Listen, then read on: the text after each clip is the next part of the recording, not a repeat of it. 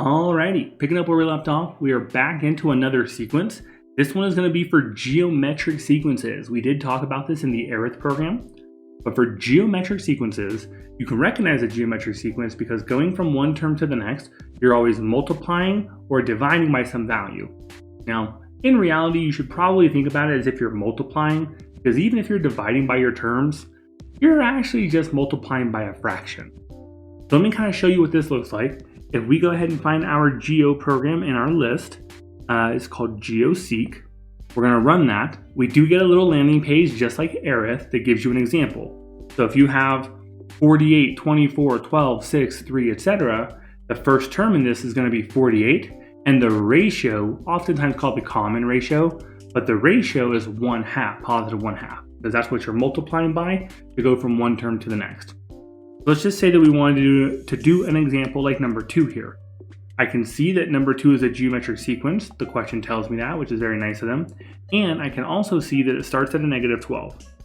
So I go ahead and type in negative 12. Now I'm looking at my ratio.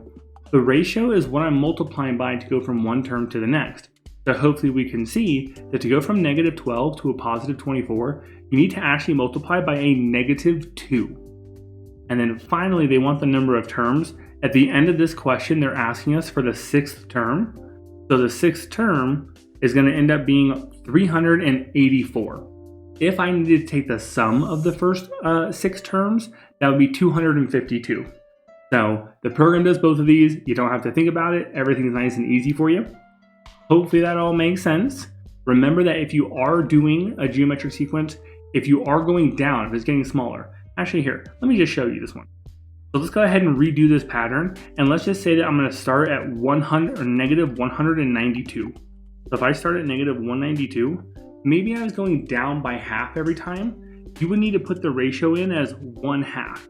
You can either do 1 divided by 2, or you could do 0.5, or just normal 0.5. Any of those works. If it was me, I would probably do 1 divided by 2, so it's very easy for me to see that that's my ratio. And maybe I'm looking for 8 terms. I'm just making this up. Let's just say I want 8 terms.